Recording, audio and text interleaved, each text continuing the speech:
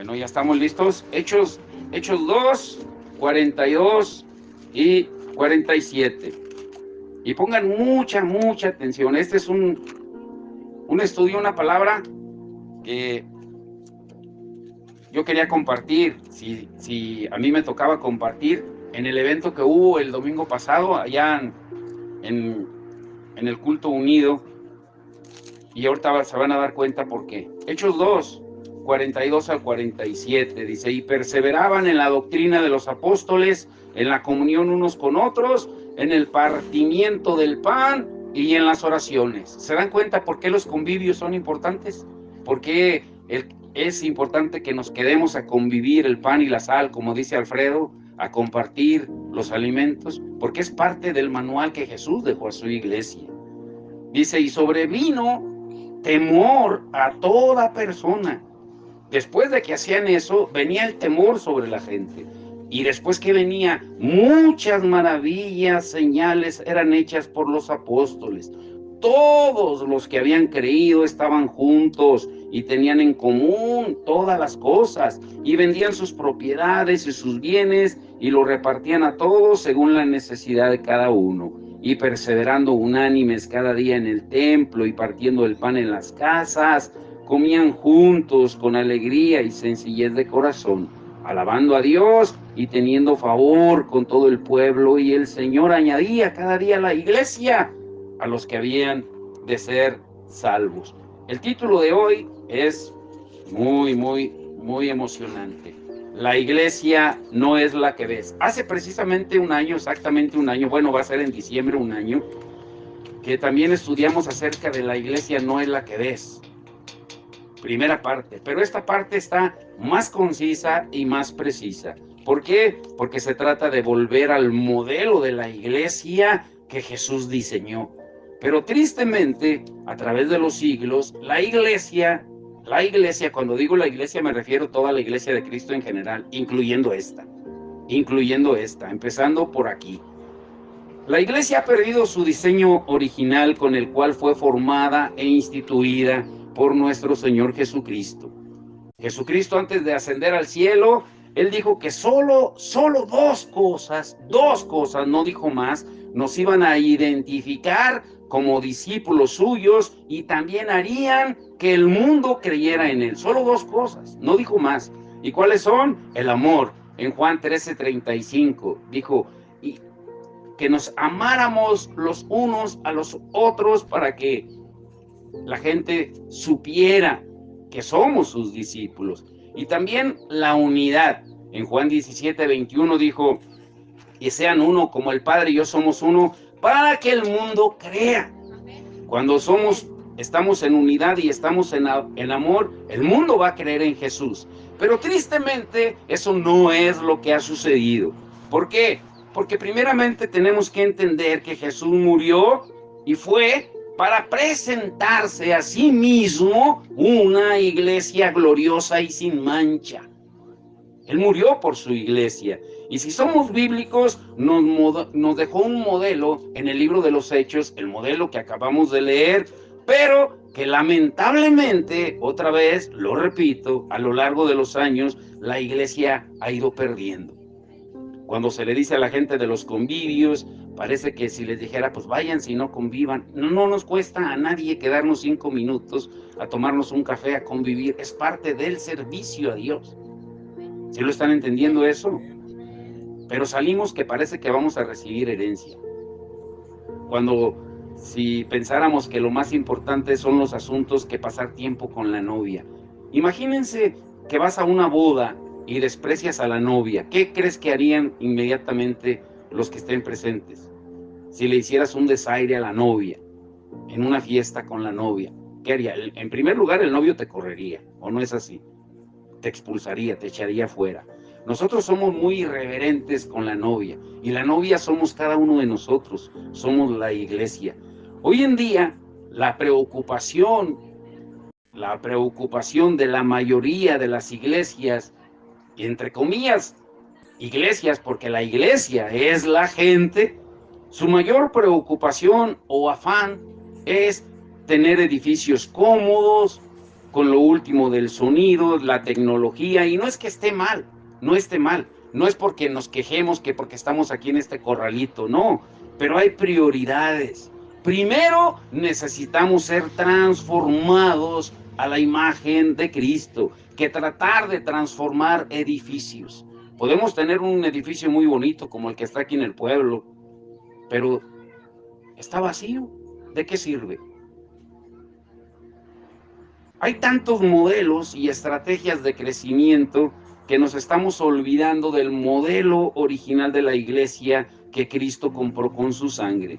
El mundo nos está vendiendo a la iglesia estrategias para alcanzar metas o objetivos en membresía, pero que no reflejan en realidad a la iglesia de Cristo. Y uno de los conceptos más devaluados hoy en día es el de la iglesia. A la gente no le interesa venir a la iglesia. No le interesa venir a la iglesia porque no ve un cambio en los que formamos la iglesia. No le interesa venir porque nos ve igual que los del mundo. No le interesa venir porque te ve que hablas igual que los del mundo. No le interesa venir porque ve que nos portamos igual que la gente del mundo, que hacemos las mismas cosas o peores aún que la gente del mundo. Y la gente pierde interés en la iglesia. Incluso hay algunos creyentes, entre comillas, que creen que pueden estar bien con todos al ni siquiera congregarse en la iglesia, sin congregarse, porque piensan que se les ve solo como números. Es que quieren que vaya para que se vea asistencia en la iglesia. Escuchen muy bien esto. Cuando Jesús vuelva, y va a volver en cualquier momento, nadie sabe el día ni la hora, Él va a volver por una iglesia, no por una denominación, ni tampoco por hombres y mujeres solitarios que no se congregan. Él viene por una iglesia reunida. No viene por llaneros solitarios ni rambos espirituales, y viene solamente por una iglesia, no por muchas, una sola iglesia. No por hombres y mujeres solitarios que no aman a la iglesia de Cristo, que es su novia y que un día será su esposa. Tú y yo un día seremos la esposa de Cristo. Ahorita somos la novia. Cuando uno está en la etapa del noviazgo, no es la más hermosa, o debe de ser la más hermosa. ¿Es cierto o no? Los que anduvimos de novios. ¿No es así? No importaba la lluvia, el temporal, lo que pasara, el peligro, no vengas porque acá te están esperando, no me vale cacahuate, yo voy a ir a verte. Y iba uno, el amor, la pasión lo dominaba a uno. ¿Por qué no es igual con la iglesia? Y saben, una de las características de algunos que se dicen cristianos es de cómo critican a la novia de Cristo por las redes sociales, en lugar de estimularnos al amor y a las buenas obras. ¿Por qué mejor no modelamos de cómo debe de ser la iglesia, siguiendo el modelo que Cristo nos dejó? Él nos dejó un modelo muy claro. Y la iglesia primitiva, en el libro de los Hechos, trató de seguir cumpliendo el mandamiento más importante. ¿Cuál es el mandamiento más importante? Amar a Dios y amar al prójimo. En eso se cumple todo. Como consecuencia, amamos al prójimo, al amar a Dios con todo nuestro corazón, porque en esos dos se cumple toda la ley. Y tanto Jesús como Pablo, como en las cartas de Pablo y la iglesia en el libro de Hechos, lo pusieron en práctica. Hoy, escuche bien, pidámosle al Espíritu Santo que nos cambie el chip y que dejemos de mordernos unos a otros, como Pablo le dijo a los Gálatas. Usa esa palabra en Gálatas 5:15. Dice, para no devorarnos y destruirnos. Y hoy vamos a estudiar acerca de las características que tenía la iglesia modelo del libro de los Hechos, y trataremos de verlo, tal vez no profundamente, no tan teológicamente, sino llenos y llenas de amor y de unidad, con los ojos de Jesús. Vamos a tratar de ver que el Señor, por su gracia, que nos ubique a cada uno de los que estamos aquí. Y esos 13 puntos que vamos a ver rápido, no rápido, pero sí concretos, que identifiquemos en qué estamos fallando como iglesia. Que no veas la falla del hermano, sino que veas tu falla y que digas, yo estoy fallando en eso, como novia. yo estoy fallando en eso. Imagínate, en el tiempo de noviazgo, una hipotética o hipotético ejemplo, que un día fueras tú bien enamorado a ver a tu novia y saliera toda peluda, sin lavarse los dientes, con el tufo, oliendo a cebolla y a ajo así, y que tú fueras muy elegante vestido para salir con ella y que ella no estuviera preparada para salir contigo. ¿Qué pasaría? ¿Qué pasaría? Solo imaginen. ¿Qué pasaría? Igual, si la novia esperara que el novio llegara elegante y fuera todo lo contrario. Ahora, tenemos que entender que la iglesia es de Cristo. ¿La iglesia de quién es? De Cristo. Él la compró, las ovejas son de Él, a Él le costaron su sangre, a ti y a mí no nos costó nada. Y debemos aprender a usar las herramientas que Dios nos da, pero sin desviarnos del propósito original. Ganar almas para Cristo, para que la novia sea más hermosa. Entre más almas ganemos para Cristo, la novia es más bella, la novia es más hermosa. Por eso el Señor no quiere que nadie se pierda, sino que todos vengamos al arrepentimiento. Ahora, ¿saben ustedes cómo late el corazón de Dios? Eso yo lo escuché a un pastor en Estados Unidos. Bueno, nuestro pastor, más bien el que ya murió, Enrique Castro, y cuando él predicó acerca del latir del corazón de Dios, no se me olvida ese mensaje, y nos preguntó, ¿ustedes saben cómo late el corazón de Dios? Tiene un sonido, él más tiene palabras, y todos nos quedamos, pues, ¿qué palabras puede tener el corazón de Dios? Y cuando él puso ese ejemplo, nos quebrantamos ahí todos, en aquel tiempo, y él decía que el corazón de Jesús late, almas, almas, almas, almas, almas, porque Él murió por las almas. Así es como palpita el corazón de nuestro Señor y Salvador Jesucristo. Pero no vamos a ganar almas para Cristo utilizando los métodos del mundo, porque son del mundo. Yo le doy gracias a Dios porque, bueno, Carlos lo sabe, la hermana Gloria, Alfredo, los que han ido a la reunión, de que se canceló la famosa cruzada que iba a haber el año que entra. Porque iban a utilizar, ¿qué, Carlos? Métodos del mundo. Y no podemos ganar gente para Cristo utilizando métodos del mundo. Es paradójico, contradictorio, porque son del mundo. Solo hay una manera de ganar las almas para Cristo, y es a través de la locura de la predicación, con el poder del Espíritu Santo y predicando a Cristo crucificado y resucitado. No se trata de ninguno de nosotros, se trata de Cristo.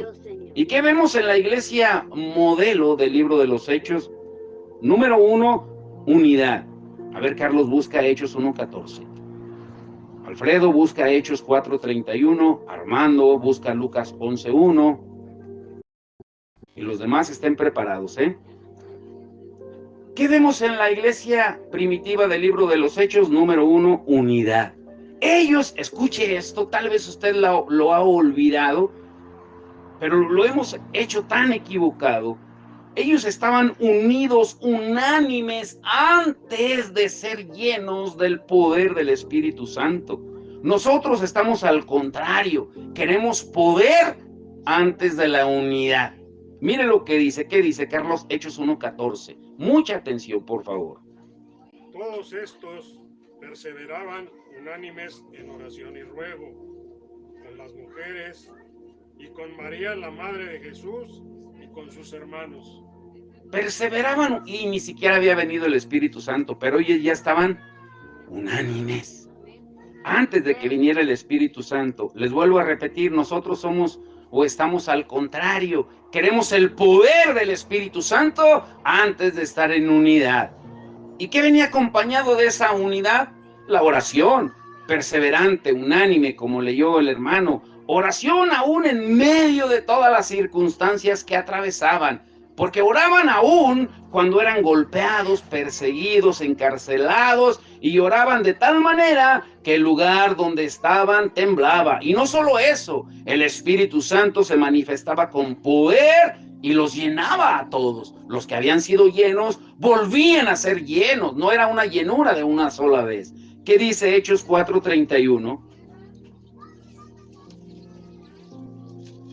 A este Dios ha exaltado con su diestra por príncipe y salvador, para dar a Israel Esa no es. Hechos 4:31. ¿Qué dice, Carlos? Cuando hubieran orado, el lugar en que estaban congregados tembló, y todos fueron llenos del Espíritu Santo y hablaban con denuedo la palabra de Dios. Dice que oraban y el lugar donde oraban, ¿qué pasaba? Temblaba. Imagínense el poder que tenía la unidad de la oración. Ellos entendían lo que significaba la oración. Porque la única cosa, si ustedes han leído los evangelios, la única cosa que los discípulos le pidieron a Jesús que les enseñara, ¿qué fue? ¿A quién le tocó Lucas 11:1? ¿Qué dice? Aconteció que Jesús oraba en un lugar, y cuando terminó, uno de sus discípulos le dijo: Señor, enséñame a orar, como también Juan enseñó a sus discípulos. Enséñanos a orar, así como Juan enseñó a sus discípulos. ¿Por qué le pidieron a Jesús que les enseñara a orar? Porque ellos veían el poder que emanaba de Jesús después de que oraba. No era como nosotros, de que cuando oramos por un endemoniado tienen que pasar media hora mientras ¡ay, te reprende, te reprende, te reprende, te reprende! Y se ponen como 5 o 6 ahí reprendiendo al demonio. Jesús no, él se levantaba, dice en Marcos 1:35, muy temprano, siendo muy oscuro, se iba al monte a orar, y él bajaba y comenzaba a hacer la obra del reino de Dios, echando fuera demonios, sin tanta parafernalia ni tanto escándalo. Simplemente decía ¡fuera! Y se iba el demonio. Nosotros hoy tenemos que rogarle al demonio, que hacerle pleitesía, que decirle la dirección, casi darle la ubicación de Google para que se vaya el demonio, porque lo mandamos al infierno, otros lo mandan a los lugares secos, otros lo mandan quién sabe a dónde, y que es una cacofonía, porque no hay poder, y queremos disfrazar con nuestras parafernalias el poder de Dios.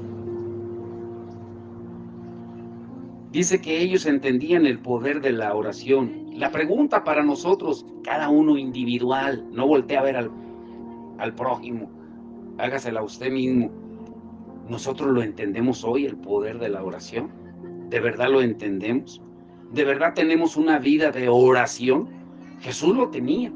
Les vuelvo a repetir, en Marcos 1:35 dice que siendo muy oscuro, muy temprano, Jesús se iba al monte a orar. Los discípulos lo veían y ellos entendieron que una iglesia sin oración es una iglesia sin relación. Número 3, la iglesia modelo conocía, enseñaba y se llenaba constantemente del Espíritu Santo. No era una llenura de una vez al año o de porque cuando me convertí fui lleno del Espíritu Santo.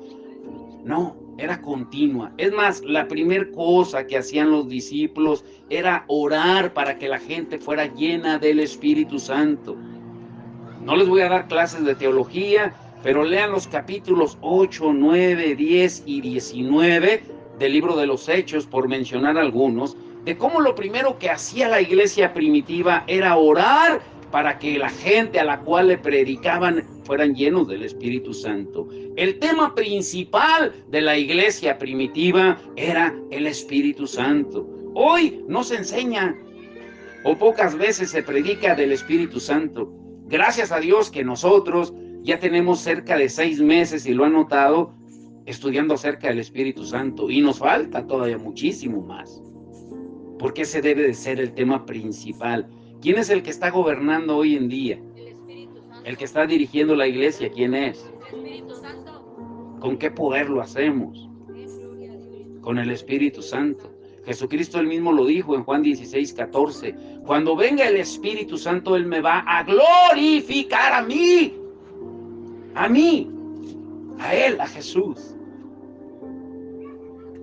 El único que convence de justicia, de pecado y de juicio, ¿quién es? El Espíritu Santo. Jesús lo dijo en Juan 14:8. Es necesario que Él venga. Pero si le preguntaras a alguien o nos preguntáramos a nosotros mismos, si fuéramos sinceros en responder, ¿cuántos cristianos aún no han sido llenos del bautismo del Espíritu Santo? ¿Qué responderían? Lo clásico, nos enfrascaríamos en debates, en discusiones teológicas para excusar la falta de poder. Es lo que hacen hoy en día, con esa doctrina nueva de la doctrina reformada, como excusa para excusarse, valga la redundancia, de que la iglesia de hoy ya no tiene el poder de milagros como hacía antes. Entonces, Jesús ya cambió. Si Hebreos 13:8 dice que Jesús es el mismo de ayer, de hoy y por los siglos, se le acabó el poder. Ya se le acabó el poder.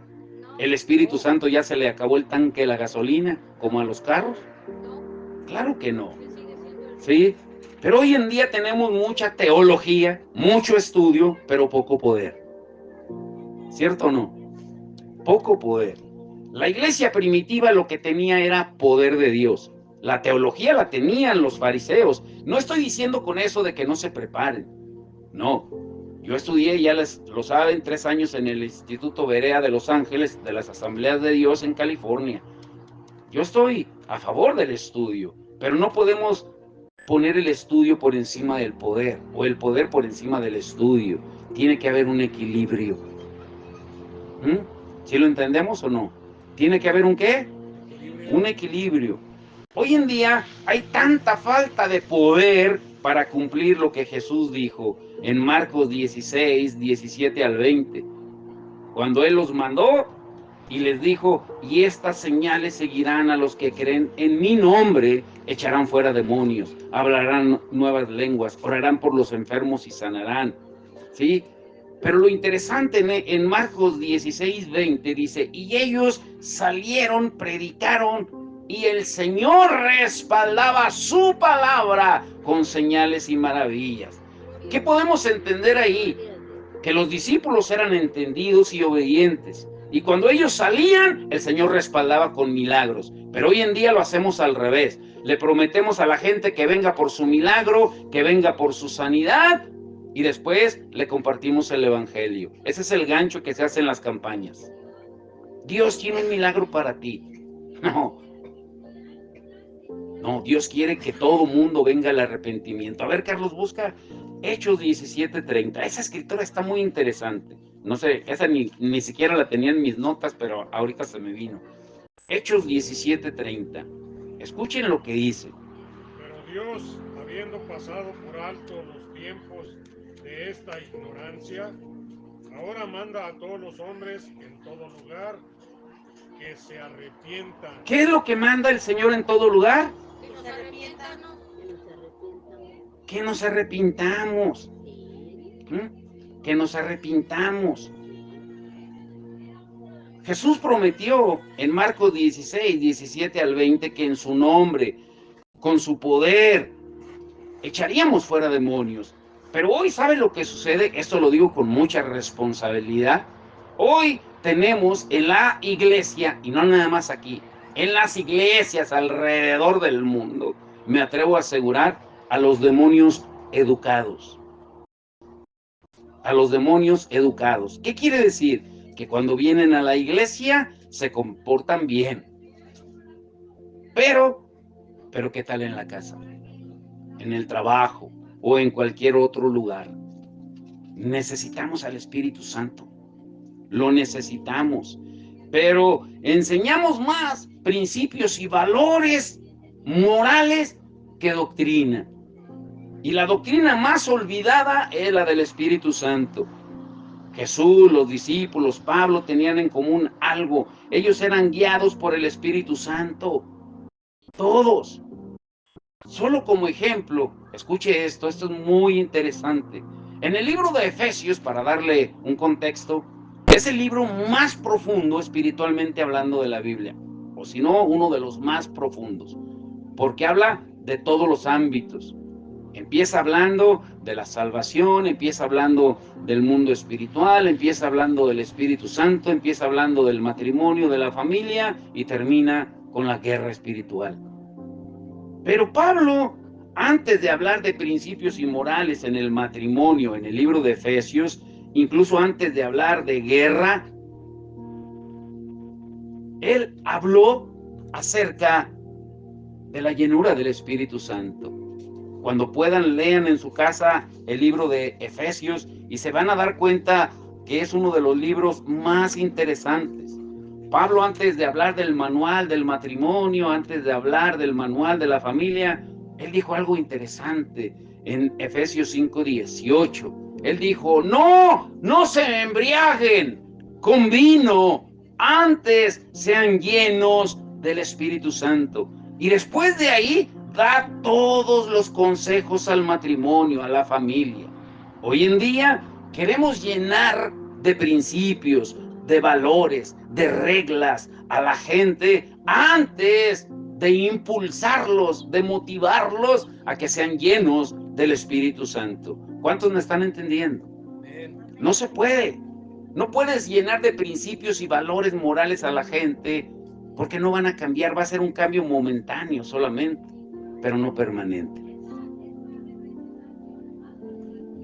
Tú y yo no seremos buenos esposos, ni serán buenas esposas, hijos, pastor, ministro, si no estamos llenos del Espíritu Santo. Porque solo Él nos da la capacidad y la gracia para ser y hacer lo que no podemos ser ni hacer por nuestra propia capacidad e inteligencia. La iglesia modelo del libro de los Hechos era una iglesia llena del Espíritu Santo. Alguien dijo alguna vez, hace muchos años, A.W. Tozer es un escritor. Yo tengo muchos libros de él, habla mucho acerca del Espíritu y de la adoración. Y él dijo esto, él ya murió joven. Dijo, si Dios quitara el Espíritu Santo de la iglesia, hay muchas iglesias que ni cuenta se darían. ¿Es verdad o no es verdad? ¿Es verdad o no es verdad? Si el Espíritu Santo se fuera de la iglesia, muchas ni cuenta se darían. Pero la pregunta para nosotros es, ¿tú te darías cuenta? Personalmente. ¿Tú te darías cuenta? Y esto lo digo con toda responsabilidad. Le queremos dar a la gente toda la comodidad, el ambiente en nuestros edificios, en lugares de reunión, aunque no tengan a Dios. Porque queremos dar entretenimiento. ¿Ustedes saben qué porcentaje tiene la iglesia en México con menos de 200 miembros? Las iglesias así como estas, con menos de 200 miembros, es el 85%. Con menos de 200 miembros. ¿Qué quiere decir? Que solo un 15% de las iglesias en México pasa los 200 miembros. O sea, no es la tecnología, no son los métodos mundanos que ganan almas, sino la presencia activa y la llenura constante del Espíritu Santo. Ahora escuchen esto muy bien. Si Jesús jamás hizo nada sin la llenura del Espíritu Santo, siendo Jesús, ¿qué nos espera a nosotros? ¿Creemos que vamos a poder hacer algo sin la llenura del Espíritu Santo? ¿Vamos a poder? Número 4, la iglesia modelo del libro de los Hechos tenía un claro y un fuerte enfoque en la salvación de almas. Y les hago esta pregunta individual, Solo respóndala usted ahí. ¿Cuándo fue la última vez que le hablaste a alguien de Cristo? ¿Cuándo fue la última vez que le hablaste a alguien de Cristo? ¿Y sabes por qué no le hablas a alguien de Cristo? Aquí esto nos va a sacudir. ¿Por qué crees tú que nosotros, los que nos llamamos cristianos, los que nos decimos creyentes, no le hablamos a la gente de Cristo? No es por falta de preparación. No es porque digas tú, es que necesito prepararme, porque les doy 2 ejemplos claros de que eso es una falacia, una mentira que ha inventado la iglesia para no cumplir su responsabilidad. Jesús, cuando habló con la samaritana en Juan 4, allá en el pozo de Samaria, Inmediatamente la mujer, en ese mismo instante, se fue a predicar. No fue al seminario 3 años, no fue a una capacitación de liderazgo como se hace hoy. Inmediatamente fue, y ¿saben a quién le predicó? A hombres. Otro ejemplo, el endemoniado gadareno en Marcos 5. Jesús lo libera y en ese mismo instante se quería ir con Jesús a predicar. Le dijo Jesús, no, ve, predícale primero a tu familia. Pero nosotros ni siquiera a la familia le predicamos. Ni siquiera. ¿Por qué creen ustedes que la gente no predica? Los cristianos, estoy hablando de cristianos, de creyentes. Porque, escuchen esto nos va a sacudir. Porque estamos enfocados en nosotros mismos, en mi sanidad, en mi prosperidad, en mi enfermedad, en mi dolor, en mi familia, en mis problemas, y nos la pasamos en procesos interminables mientras afuera el mundo se está yendo al infierno. ¿Es verdad o no es verdad? Que estamos bien enfocados en lo que me pasó, en lo que no me entiende, y vivimos atascados en ese chiquero de autoconmiseración. Jamás le hablamos a nadie. A la iglesia primitiva les preocupaba tanto una persona como una multitud. En Hechos 8, 5 al 40, solo se los parafraseo, dice que Felipe estaba predicando en Samaria y multitudes lo oían y hacía señales y maravillas el Señor por medio de él. Y de pronto el Espíritu Santo le dice a Felipe, Felipe, deja a estas multitudes que les estás predicando y vete al desierto a hablarle a una persona que vaya, que no entiende lo que está leyendo. Era un eunuco de Etiopía. El Señor lo aleja de las multitudes donde estaba haciendo señales y maravillas con una predicación poderosa y lo lleva a predicarle a una sola persona. Yo cuando leí eso, de recién que llegamos aquí, a mí me emocionó porque nosotros venimos de una iglesia grande. Isabel y yo estuvimos sirviendo por más de 10 años, tenían 3 servicios, servíamos de tiempo completo, predicábamos, ya teníamos un ministerio hasta en la radio, vivíamos a 4 cuadras de ahí, y cualquiera diría, pues, están locos, ¿cómo dejaron todos por venirse a la nada sin saber a qué? Porque el Señor así es. Cuando el Señor nos llama, a Él no se le piden explicaciones, a Él se le obedece. Y Felipe así lo hizo. Felipe fue y le predicó a ese eunuco, el Espíritu Santo lo lleva a predicarle a una sola persona después de haber estado predicando a multitudes. O sea, si lo ves de esta manera, es como si el Señor sacara a un pastor, un ministro de una mega iglesia y lo lleva a una comunidad para empezar una nueva obra. ¿Qué entendemos aquí? Que al Señor le interesan tanto las miles de gentes como una sola persona. Amén. Se trata de almas, no de números, no de números. Se trata de que el reino de Dios crezca, no tu reino. Número 5, señales, maravillas y prodigios. En Marcos 16:20 dice que los discípulos salieron, predicaron, obedecieron. Y el Señor respaldó con señales y maravillas. Hoy estamos al revés. Queremos señales, milagros, maravillas, sin obedecer y sin predicar. ¿Cuánto tiempo hace que no ven un milagro de Dios? La verdad, sean sinceros. ¿Cuánto tiempo hace que no ven un milagro de Dios? Seamos sinceros, sin mentir. ¿Cuánto tiempo hace que no ves un milagro de Dios? La gente ni siquiera, y cristiana, yo le he preguntado esta pregunta que les voy a hacer a ustedes, a pastores, y la gran mayoría no la sabe. La gran mayoría no la sabe. ¿Saben cuál? Y ustedes ya deberían de saberla, porque aquí la hemos estudiado incluso. ¿Saben ustedes cuáles eran las 4 facetas del ministerio de Jesús? Las 4 facetas. del ministerio de Jesús. Nunca se les olvide. Mateo 4, 23 y 24 dice que Jesús recorría todas las aldeas de Galilea, andaba por todas las comunidades de Galilea. Él no estaba fijo en un solo lugar, como hoy está la iglesia encerrada en 4 paredes. ¿Y cuáles eran esas 4 facetas? Dice que Jesús enseñaba, predicaba, oraba por los enfermos y liberaba a los endemoniados. Hoy en día hay iglesias que enseñan muy bonito, predican muy hermoso, sale la gente bien motivada. Ay, me siento un campeón, me siento una campeona, y esa campeona al otro día ni se quiere ni levantar.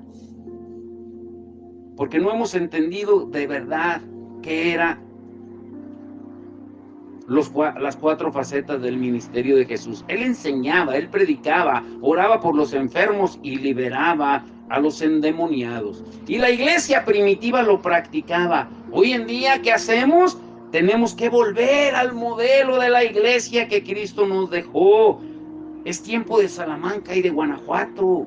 Ya es tiempo. Número 6, la iglesia de Hechos estaba centrada en la palabra de Dios, no en la autoestima, la autoayuda. Descubre al campeón que hay en ti. Hoy se predican tantas cosas, pero ¿de verdad lo respalda la palabra de Dios? Y yo le voy a decir nombre y apellido de algunos que hay en las redes, que tengan mucho cuidado. Se los voy a decir. Esa Yesenia Ten, tengan cuidado con la que escuchan. Muchos de ustedes la ponen hasta de ejemplo ahí. Yesenia Ten tiene más psicología, más que palabra. Y así te dice el Señor. Y el Señor te dice como si tuviera una comunión directa de parte de Dios para decir lo que Dios no ha hablado en su palabra. Y así como ella hay muchos. Hay muchos. Y hasta lo publican, lo publican ahí sin saber de verdad de lo que debemos de estarnos cuidando. Tenemos que cuidarnos de los lobos rapaces. Ayer me gustó lo que puso Carlos. Me gustó. Isabel me lo enseñó. Le digo, mira, es verdad. Porque cuánto lobito de eso no van a visitar a las hermanitas cuando están solas. Yo conozco de esos, y aquí tenemos de esos. Para que lo sepan, Cuidado, Ay, hermana, es que tuve ganas de venir a visitarla, a orar por usted. Y lo triste es que las hermanitas lo reciben. Ay, padre, ese es otro estudio. Gracias, Armandito. Sí. Pero hoy en día queremos más psicología, más autoayuda, más autoconmiseración que la palabra de Dios. Por ejemplo, les hago esta pregunta. ¿Cuántos versículos se usan hoy en una predicación?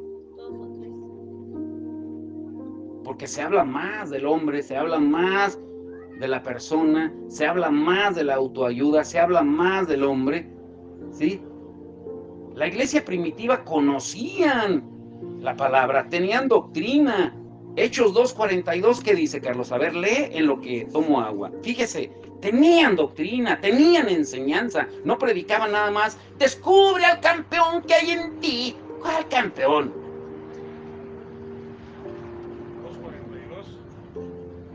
Sí, por favor. Y perseveraban en la doctrina de los apóstoles, en la comunión unos con otros, en el partimiento del pan y en las oraciones. ¿En qué dice que perseveraban? En la doctrina, la enseñanza, la palabra. Pero hoy se enseña, siéntete bien, eres una reina, eres una vencedora. Sí, una vencedora toda llena de pecado inconfesado, viviendo una vida oculta. Sueña y ganarás el mundo. Tú puedes. De verdad tú puedes. Claro que no. No podemos nada separados de Dios. No podemos hacer nada separados de Él. No es psicología. Es la palabra de Dios. Por eso dice en el capítulo 1 de San Juan que el verbo se hizo carne y habitó entre nosotros. La palabra se llama Jesucristo. La palabra. Toda la gloria es de Él, no de nosotros. Número 7, era una iglesia cristocéntrica. Todo lo que hacían, lo hacían en el nombre de Jesús. ¿En el nombre de quién? Jesús. A ver, repítalo otra vez, ¿en el nombre de quién? Porque todavía hay muchos confundidos, ¿eh? En el nombre de Jehová. No, momento. Jehová tuvo su parte y sigue siendo el Padre. Pero ahora todo lo que hacemos se hace en el nombre De Jesús. porque Él fue el que murió en la cruz y con el poder del Espíritu Santo. Tengamos cuidado, a veces oramos hasta mal, porque le pedimos a Jehová que haga las cosas. No estoy diciendo ni estoy denigrando al Padre. Recuerden, la Biblia tiene 3 manifestaciones: el Padre, el Hijo y el Espíritu Santo. De Génesis a Malaquías es el Padre hablando. De Mateo a San Juan es el Hijo hablando. De Hechos a Apocalipsis es el Espíritu Santo hablando. Los 3 hablan. Pero hoy es el tiempo del Espíritu Santo. Pero todo en el nombre de Jesús. Jesús dijo claramente: cuando venga el Espíritu Santo, Él me va a glorificar a mí. A mí, no dijo va a glorificar al Padre. Dijo, ¿me va a glorificar a quién? A mí, a Jesús. En Juan 16:14. La iglesia primitiva era una iglesia cristocéntrica. Todo lo hacían en el nombre de Jesús. Sanaban, liberaban. Todo lo hacían en su nombre. Predicaban el perdón de pecados en su nombre. Hablaban de la salvación que solo puede venir en su nombre. El nombre más famoso en la iglesia de esos tiempos era el nombre de Jesús. No era el de ninguna denominación, el de ninguna iglesia. Incluso en Hechos 5:28 dice que las autoridades les mandaban estrictamente que no enseñaran en ese nombre, porque el tema que se predicaba, el tema central, era el nombre de Jesús. Hoy tenemos mensajes que no se parecen al nombre de Jesús, que no se parecen a la vida de Jesús y que no se parecen a la obra de Jesús, porque es más psicología que poder. Vuelvo a repetirles, Jesús enseñaba, predicaba, sanaba y liberaba. Hoy en día se puede enseñar mucho, se puede predicar mucho, pero vemos gente sanada y sobre todo liberada. No. Hombre, la iglesia está llena de demonios educados. Es tiempo de volver al modelo original. Número 8, un liderazgo que no descuidó su principal llamado. ¿Cuál es el principal llamado de un líder en la iglesia? No buscar su propia gloria. Su principal llamado de un líder en la iglesia, ¿cuál debe de ser? Hechos 6:4, miren lo que dice, Hechos 6:4. Cuando se estaban peleando las viudas porque no se atendía a las griegas por las mesas, Pedro dijo, a ver, vamos a escoger hombres idóneos llenos del Espíritu Santo que sirvan las mesas, porque nosotros que somos líderes, que tenemos un liderazgo en la iglesia, nos vamos a preocupar y a ocupar de esto. ¿Qué dice Hechos 6:4? ¿Quién lo encontró? Y nosotros iremos en la oración y en el ministerio de la palabra. Ese es el principal llamado. La oración es comunión, es relación. Y la palabra es ejecutar lo que aprendes de esa relación con el Señor. La palabra. Miren, apréndanse esto, La adoración, que es lo principal para lo que fuimos creados, nos lleva a una relación. La relación nos lleva, ¿a qué nos lleva la revelación? La relación, perdón. Primero es adoración, que nos lleva a una relación. La relación nos lleva a una revelación. La revelación nos lleva a una liberación. La liberación nos lleva a una santificación. Fíjense cómo es el orden. Todo empieza con la adoración. Es el dedo más fuerte. Eso nos lleva a una relación. Esa relación nos lleva a una revelación. Esa revelación nos lleva a una liberación y esa liberación nos lleva a una santificación. Nosotros queremos santificación sin ser liberados, queremos liberación sin tener revelación, queremos revelación sin tener relación con Dios y queremos tener relación con Dios sin ser adoradores. La iglesia primitiva sabía que no podían descuidar el ministerio de la oración y la palabra, pero todos tenemos la tendencia a desviarnos por los afanes, los trabajos, los deberes. Pero grábatelo muy bien, tu llamado principal es la relación con Dios a través de su palabra. Eso.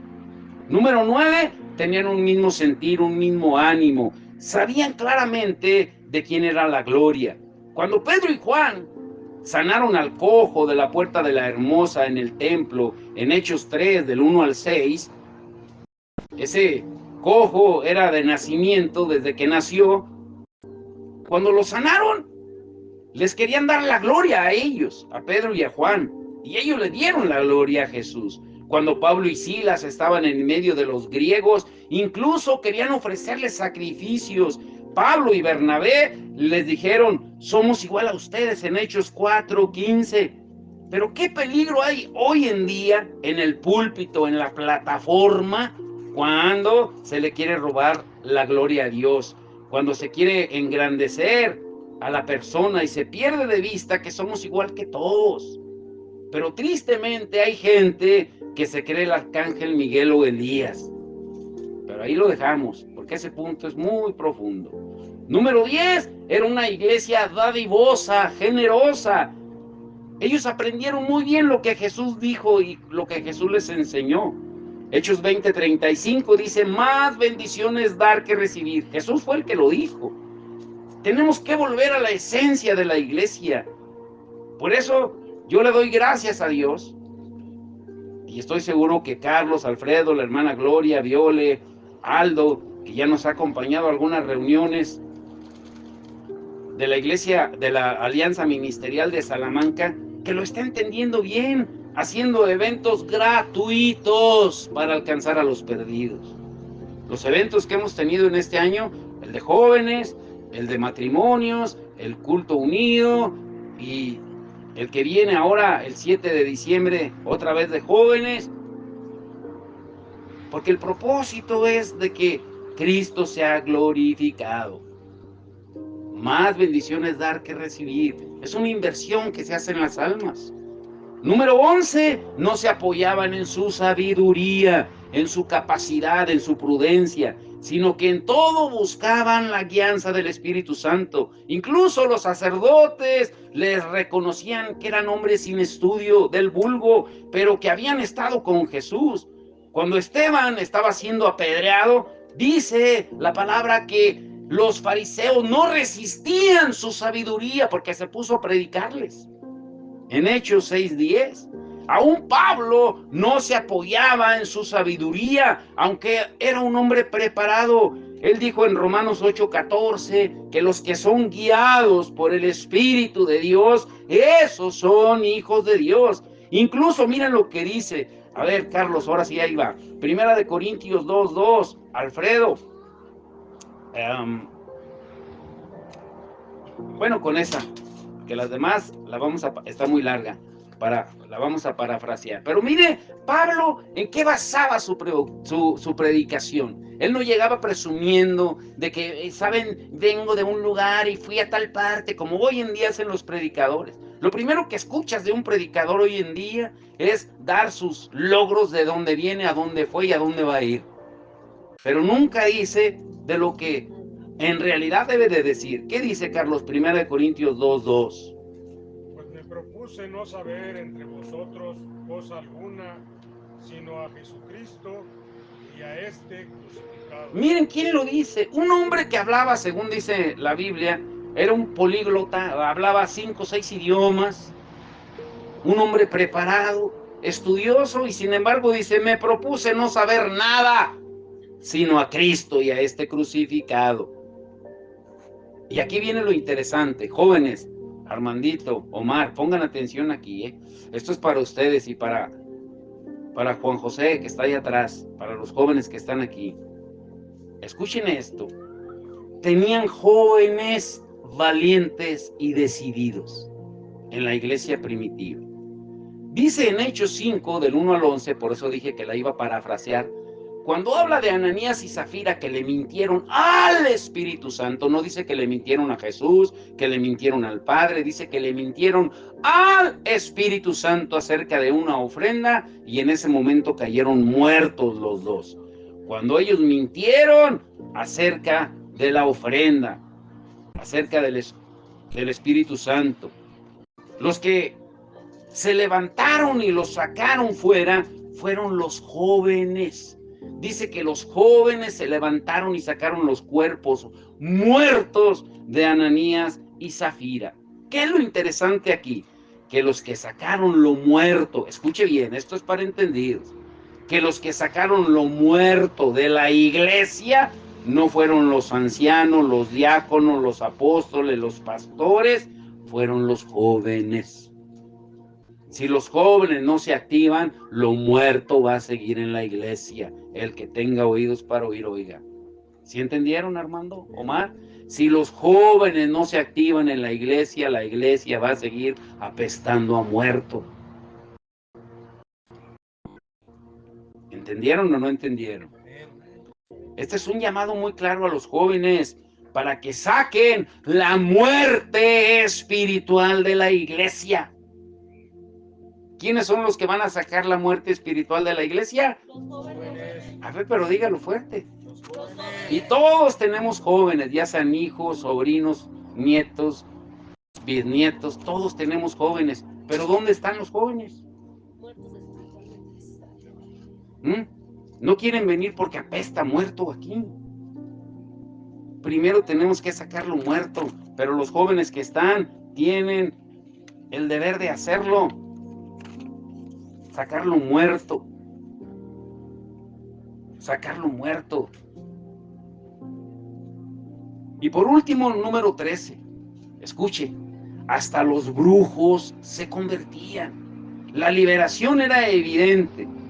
Lean en su casa los capítulos 8, 13, 19 del libro de los Hechos. Era evidente el poder del Espíritu Santo. El poder del Espíritu que hasta los demonios lo conocían. Y sobre todo a Jesús. Dice la palabra en Hechos 19:15 cuando 7 hombres, escuchen, 7 hombres, hijos de un sacerdote, supuestamente ungidos, quisieron echar fuera a un demonio de un hombre. Eran 7 hombres. Y a los 7 el demonio los golpeó, los desnudó y los mandó todos adoloridos a su casa, a los 7. Pero lo más interesante es que el demonio habló. Y en Hechos 19:15 el demonio les dijo a aquellos 7 hombres: sabemos quién es Pablo y conocemos a Jesús, pero ustedes quiénes son. ¿Y por qué les dijeron eso? Porque ellos querían echar fuera con las credenciales de Pablo. En el nombre de Jesús que predica Pablo, te ordenamos, demonio, que te vayas. ¿Creen que así es de fácil? Miren, esto lo digo con todo respeto. El que entendió, entendió. No lo voy a repetir.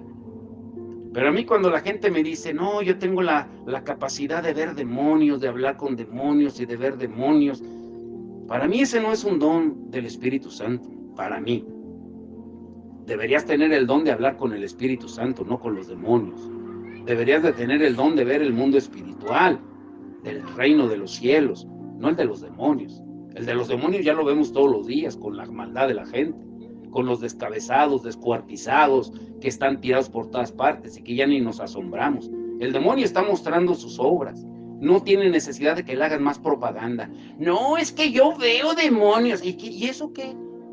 Yo también los veo todos los días. Y en carne y hueso. No solo en el espíritu. Tenemos que tener mucho cuidado. Mucho cuidado. ¿Sí? El demonio habló. Y les dijo una pregunta que debemos de hacernos.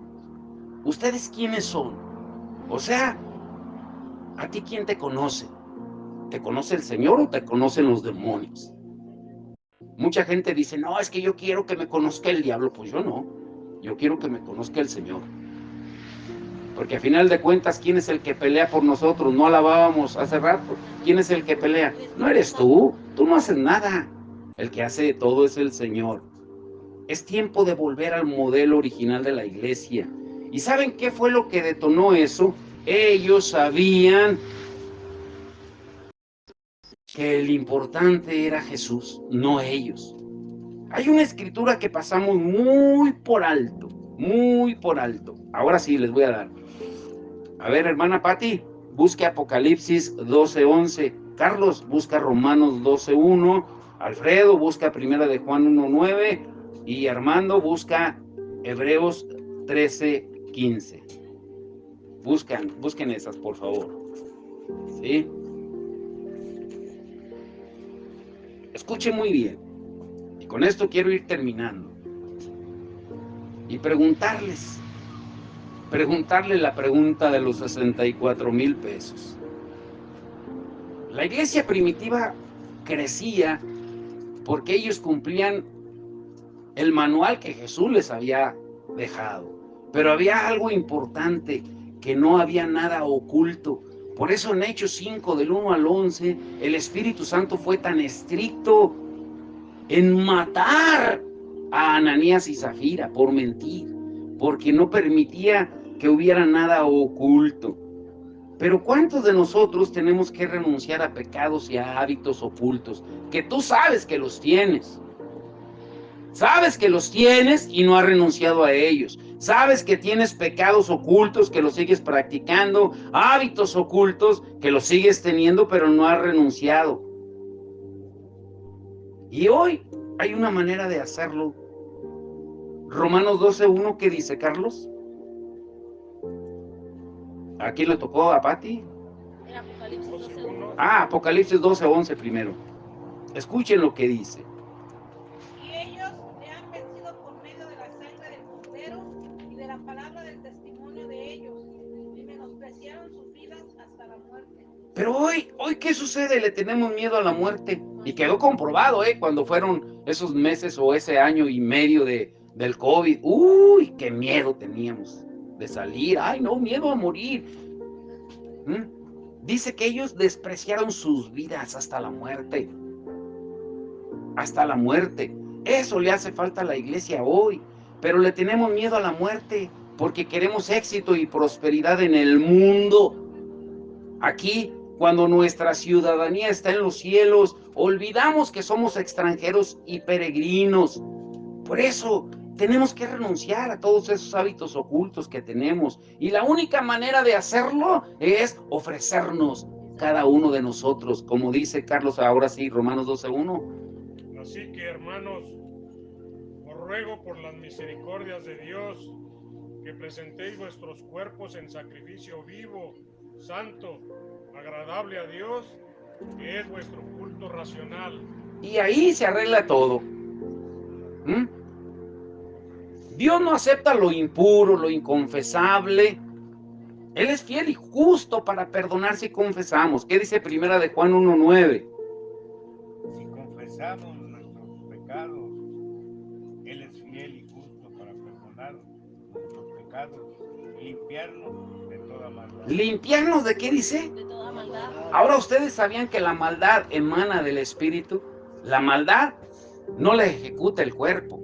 La maldad, el cuerpo ejecuta pecados. Escuchen esto, para la siguiente semana lo van a entender mejor. La maldad nace del Espíritu. Le da deseos al alma que lo producen rebelión, y la rebelión lo que produce son pecados que ejecuta el cuerpo. Ese es el proceso de la maldad, de la cual dice que el Señor nos limpia de toda maldad con una condición: si confesamos. Así de simple. Pero prefieres llevarte tu costal de papas podridas. Por eso es tiempo de volver a la esencia y de preparar de verdad cristianos dispuestos a morir por Cristo. No solo a ser felices, Es tiempo de urgencia y de preparación. Ahora, ¿saben por qué el único tipo de personas que busca el Padre son adoradores en espíritu y en verdad? ¿Saben por qué? ¿Saben por qué la iglesia primitiva era tan adoradora, que adoraba en medio de las dificultades, que aún dice que Pablo y Silas, presos en Hechos 16, fueron golpeados, encarcelados, y ellos sabían el poder de la adoración? En Hechos 16, 25 dice que se pusieron a cantar y el Señor abrió las prisiones y rompió las cadenas de todos. Ellos sabían el poder de la oración, pero la pregunta es, ¿saben ustedes por qué el único tipo de personas que busca el Padre son adoradores en espíritu y en verdad? ¿Saben por qué? Nunca se les olvide, hasta anótenlo, se los voy a decir lento. Y si no pueden ahorita, cuando lo vuelvan a escuchar. Porque un adorador sabe que ahora él es el sacrificio vivo, santo y agradable a Dios. Que ya no es con animales. Que ahora él es, tú y yo somos el sacrificio vivo, santo y agradable a Dios. Pero ¿cómo nos ofrecemos entonces en adoración a Dios? Armando, Hebreos 13:15. Escúchelo. Así que ofrezcamos siempre a Dios, por medio de Él, sacrificio de alabanza, es decir, fruto de labios que confiesan su nombre. Dice que ofrezcamos siempre fruto de labios que confiesan su nombre. Cada vez que tú lo haces, que te ofreces en sacrificio vivo y confiesas todo lo oculto, Dios se encarga de lo demás. Todo sacrificio incluye fuego. Y cuando nos ofrecemos en sacrificio hay fuego, fuego del cielo. Que no lo es, pero sí lo puedes experimentar, limpiándote toda impureza, toda maldad, como leyó Alfredo en 1 Juan 1:9. Él es fiel y justo para limpiarnos de toda maldad. Ahora mediten esto, con esto termino. Es una lluvia de versículos que ya tendrán tiempo de estudiarlos. Son muchísimos, solo piensen en esto.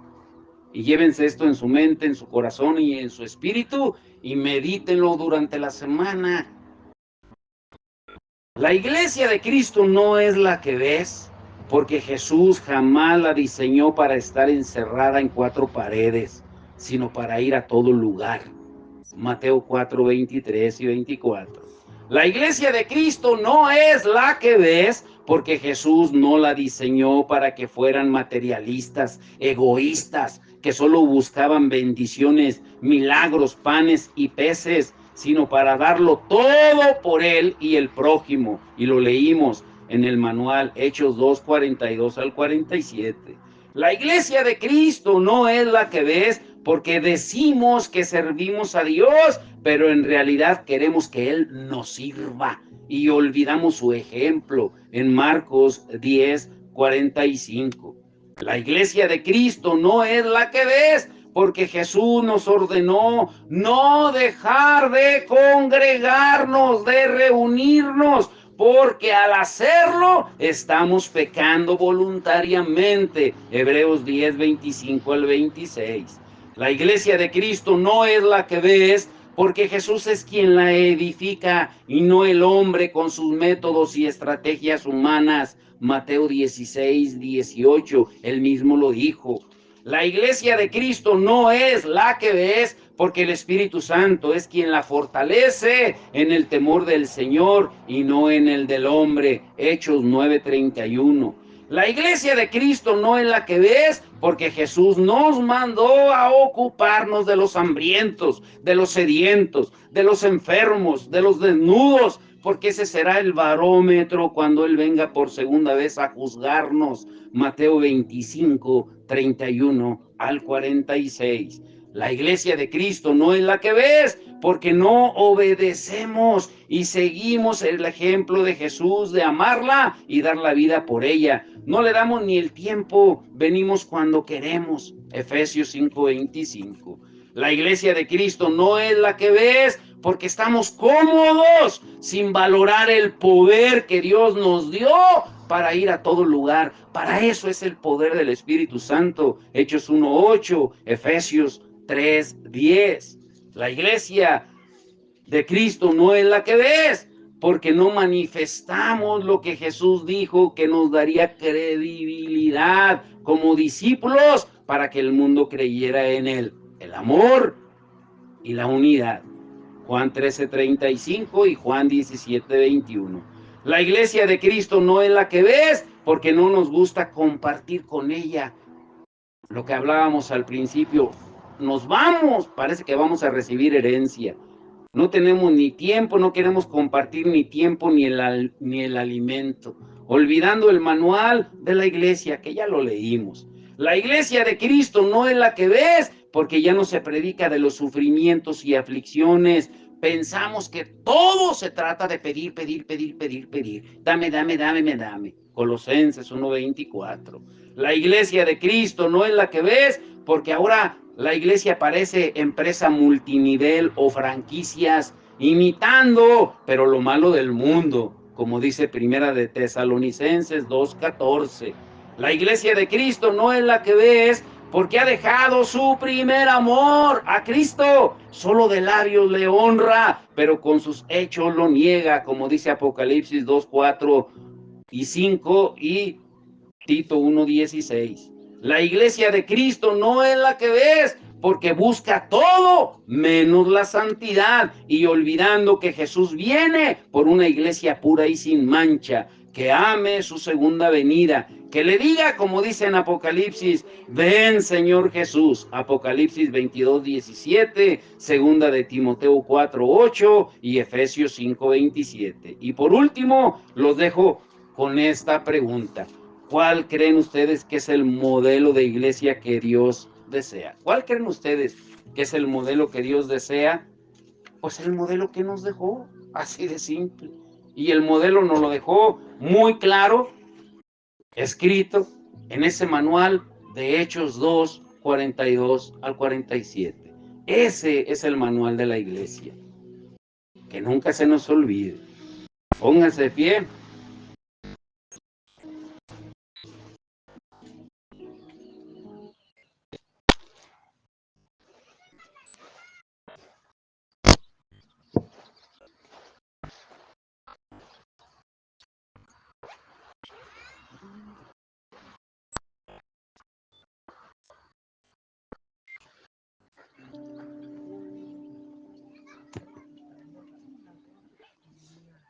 Dice Romanos 12:1 que nos ofrezcamos en sacrificio vivo, santo y agradable a Dios.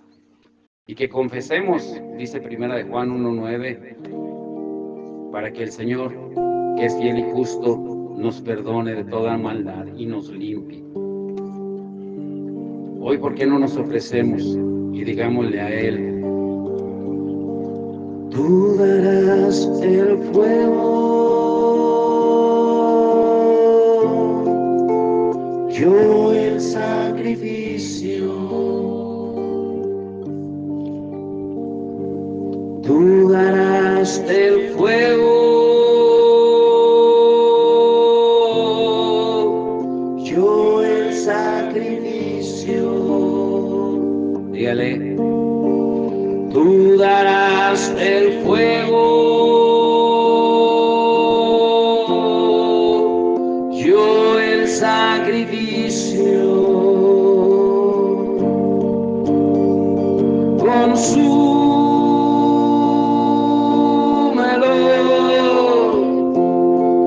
consúmelo,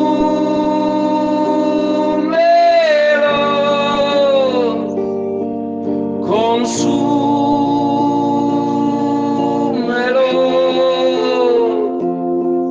consúmelo.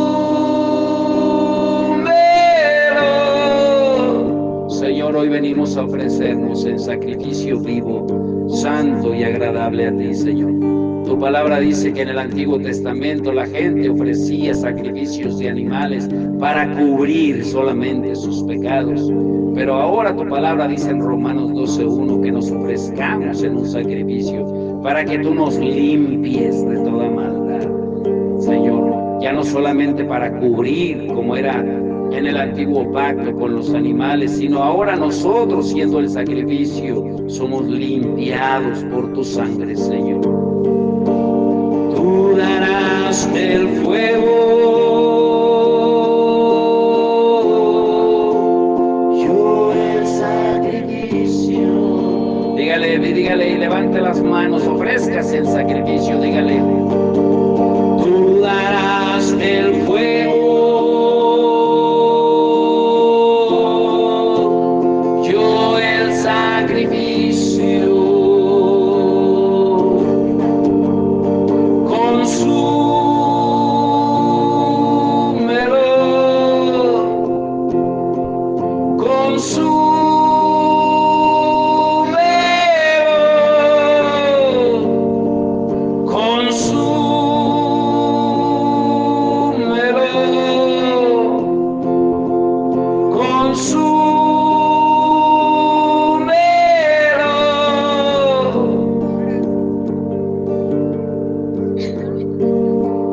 Despertaste mi espíritu para adorar,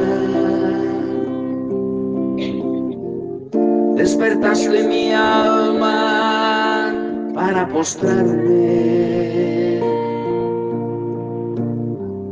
despertaste mi cuerpo para clamar, despertaste mi ser para llenarme de ti.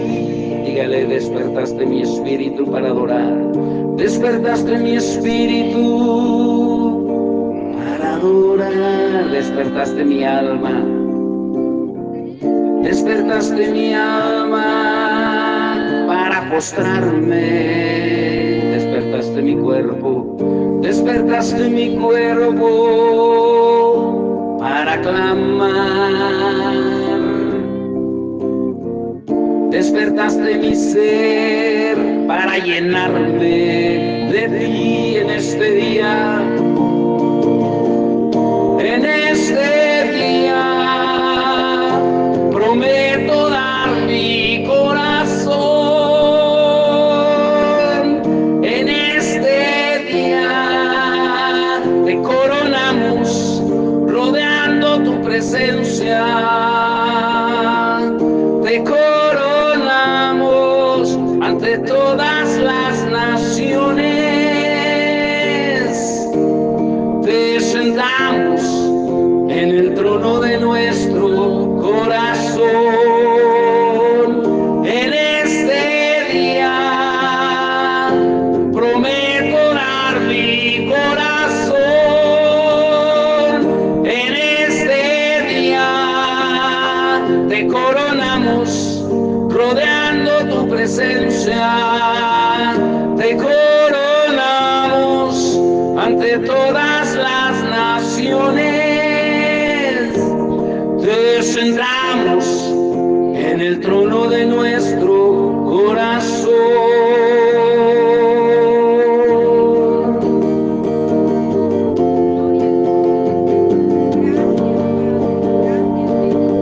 Viva el Rey, viva el Rey, viva Cristo el Rey, viva el Rey, viva el Rey, viva el Rey, viva Cristo el Rey, fuerte, viva el Rey, viva el Rey.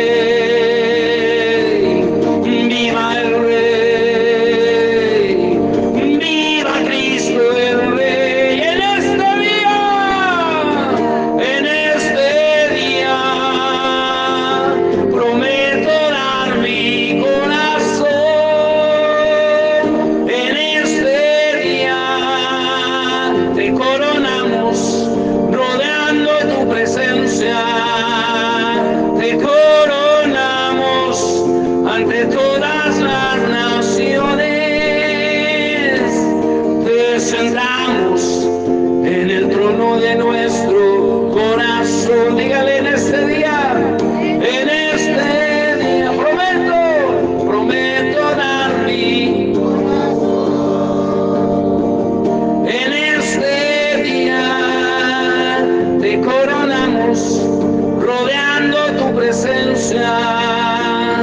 te coronamos ante todas las naciones,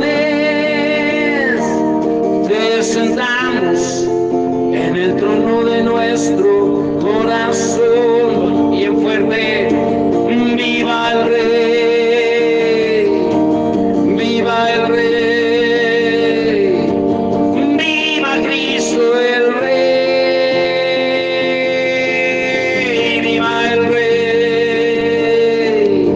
viva el Rey,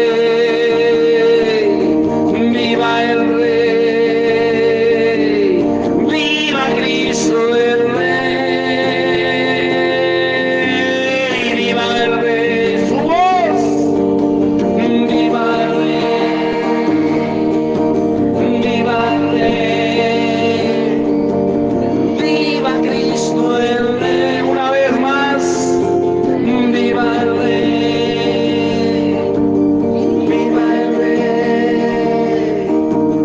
viva el Rey, viva Cristo el Rey, con su voz en este día prometo dar mi corazón, en este día te coronamos rodeando tu presencia, te coronamos ante todas las naciones, te sentamos en el trono de nuestro corazón, te sentamos en el trono de nuestro corazón, te sentamos en el trono de nuestro corazón. Señor, te damos toda la gloria, toda la honra, porque solo tú la mereces, Señor. Porque para eso nos creaste, para alabanza, honra, gloria de tu nombre. Señor, que nunca olvidemos que fuimos creados para tu placer, como dice tu palabra en Isaías 43:7, Isaías 43:21, y que nunca olvidemos el poder que tiene la adoración, porque tú nos creaste adoradores. Somos instrumentos de guerra en tus manos cuando te adoramos. Somos instrumentos de destrucción, de fortalezas espirituales cuando te adoramos, Señor. Cuando entendemos, Señor, que el único que debe de gobernar nuestro corazón eres tú. Por eso hoy te sentamos en el trono de nuestro corazón. Dígale, te sentamos en el trono de nuestro corazón. Dele palmas fuerte al Señor. Aleluya. Amén. Vamos a poner la silla a las mesas.